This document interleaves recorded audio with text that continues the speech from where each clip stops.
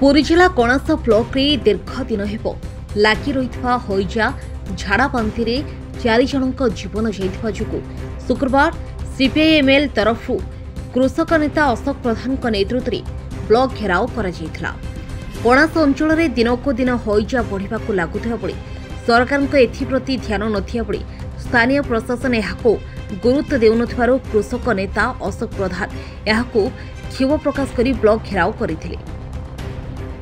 आज CPIML liberation तरफ कणास block आगे दया नदी में जो दूषित पानी आसी 4 जन लोक मृत्युवरण करतिबाद आज कणास ब्लॉक आगे विक्षोभ प्रदर्शन आपण मानको जानिथिबे निश्चित भाव में भुवनेश्वर 25-20 लाख लोकंकर समस्त आवर्जना पानी गंगुआ दे दयारे पिपिली ठई पड़ुछि।